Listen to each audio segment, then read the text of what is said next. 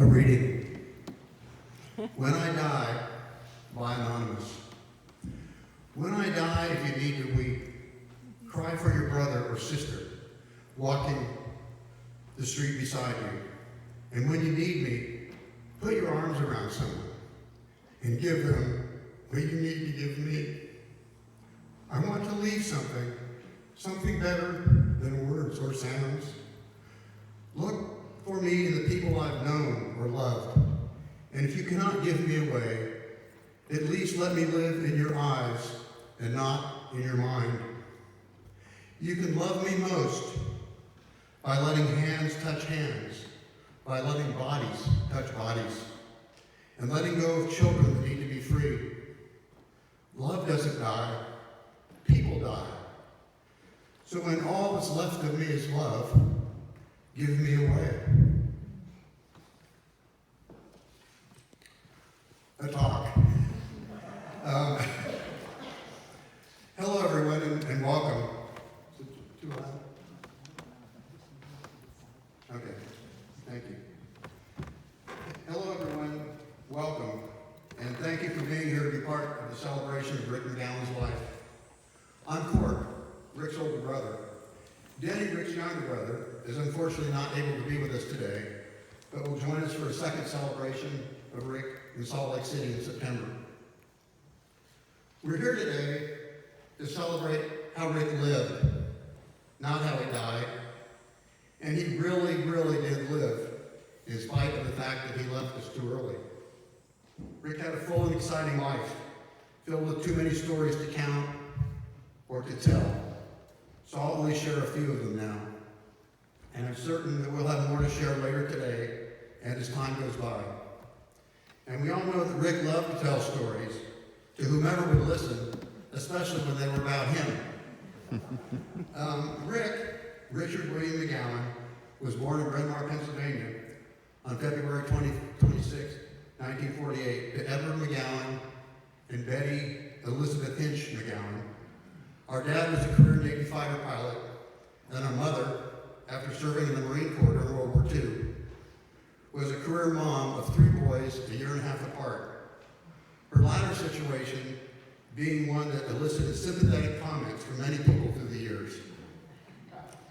The gene mix resulting from our parents may in part explain Rick's seemingly endless energy, seeking of adventure, and wanderlust. Given that we were a Navy family, we moved quite a bit, usually from one coast to the other and then back again, pretty much every couple of years. These moves necessitated many long car trips, attending many different schools, usually Catholic, and meeting lots of people and experiencing many different places. The lifestyle certainly helped Rick to develop life skills that would serve him well later. Being flexible, being able to adapt quickly to a variety of situations, ease and openness in meeting people, and the ability to develop deep and long-lasting relationships. From early on, it was clear that Rick was extremely bright, inquisitive, athletic, and had endless energy. He dissipated this energy in many ways. One of these was his continual bouncing, where he would sit and be going like this all the time. Whether he'd be sitting in a chair or in the back seat with his 2 brothers on those long cross-country trips, which, as you can imagine, could quickly get irritating if you were sitting next to him. Dancing later supplanted this bouncing. Not only was dancing more socially acceptable, but it was a way to impress the girls. And he was a great dancer, especially swing dancing, and the girls were impressed. Even before Rick skipped the 5th or 6th grade because he was ahead of his class, he was sending letters that accompanied his aircraft designs to Boeing, Lockheed, and Grumman. They did send him thank you letters and said to get back to them when he was a bit older. He loved baseball, usually played shortstop or catcher. It was a special way for him to connect to our dad, who had played baseball for fun in his younger days. Over the years, Rick enjoyed bicycling, track, golf, cross-country, surfing in Hawaii, of course, water skiing, hiking, karate, and soccer. Taipei American School was a definite watershed for us in terms of living in a foreign country, being at an international school, routinely interacting with peers from literally all over the world, and in the development of long-term relationships with people, some of whom are here today.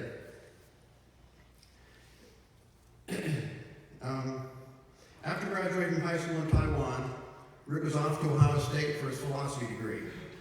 In spite of his academic endeavors at Ohio State, he frequently found time to visit our parents, who by this time were living in Alexandria, Virginia, as our dad was stationed at the Pentagon. These visits frequently coincided with Rick's participation in anti-war demonstrations at the Pentagon, which, as my dad would say, that's why I work. As you can imagine, it was sometimes problematic. And given that I was at the Naval Academy at the time, we had a microcosm of the country's catharsis to the Vietnam War happening literally inside of our house. Rick's 3 years in the Peace Corps were also life-altering to him. 2 years as a teacher in a remote village, and then a year teaching at the University of Kathmandu. Remote was an understatement. As I recall, being told by Rick, his village was an airplane ride, a half-day by jeep, and a 2-day trek from Kathmandu. 2 of his Nepal stories stand out in my mind. I am told by Rick there was a custom that unfortunately does not seem to become acceptable in the West. In Nepal, it was the job of the woman to get into bed before the man and thrash around a bit so as to warm up the sheets before the man got in. No woman I've ever mentioned this to has ever offered to step up. Even my wife, Kathy, her response being, well, you can go to Nepal then. The other story was about a time that he and some friends were hiking in Laos, only to be stopped by some guys in black pajamas, probably Pathet Lao, who tied them up and lined them up on a riverbank while asking for passports. It was looking quite grim, one of those being in the wrong place at the wrong time situations. Until a woman produced a French passport, Rick didn't have to show his, and they were released. After Nepal, Rick met up with me in Hawaii in 1974, and we spent the next couple of years traveling and hanging out together. While backpacking on the Nepali coast, we came upon a woman with a backpack on her back who was hanging from a log, halfway submerged in a raging stream. Thinking quickly, as nobody else there was doing anything, Rick and I locked arms. As he reached out to her, he told me to wrap my arm around a tree, and he pulled her into safety and saved her life. We then took a several-month road trip in a VW camper to Alaska and then the East Coast.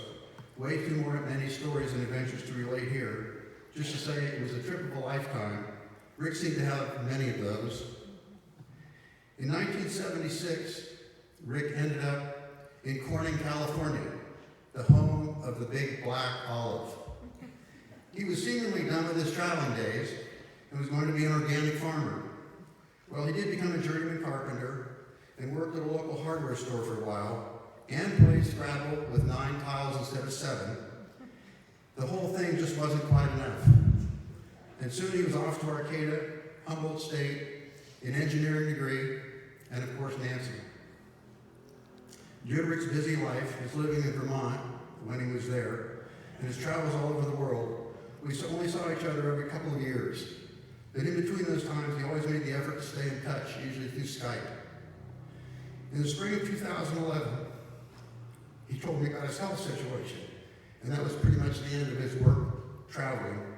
We did visit a number of times in the years that followed, and even though he was showing the effects of Alzheimer's, his enthusiasm for life, his love of travel, his interest in people, and his energy never seemed to diminish, right up to the very end.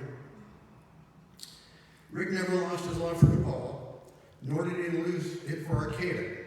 As recently as last October, he got excited about the mention of the word Arcata and was bugging Nancy to move back there because he wanted to be there. Last month,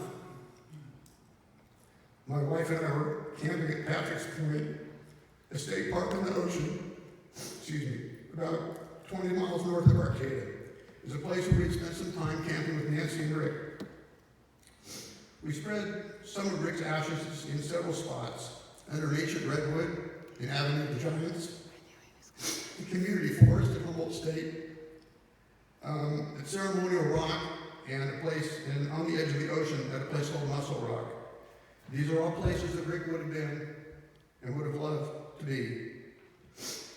I'd like to thank his men's group for all the support at so many levels through the decades, and all of you here who helped Rick and Nancy and Ed in any way that you could. Finally, I especially want to acknowledge Nancy and Ed for their love of Rick and their dedication to Rick through some very good and some very, very difficult times. For the last 10 years, Nancy has done everything possible to ensure that Rick's life was filled with activities and stimulation that had made him happy and given him a raison d'etre throughout his entire life. She bought the Sprinter. They made several month-long road trips around the country, the trip to New Zealand, and most importantly, her constant attention to Rick and care of him in every way imaginable, all of which are commendable beyond words. In closing, lyrics from a couple songs come to mind. What a long, strange trip it's been, and thank you for the memories. Thank you for the memories, Brother Rick. We love you. You left the world a better place, and we and the world will miss you. Goodbye. And next is Dave Connor, a longtime and close friend of Rick's from the Peace Corps days. Dave?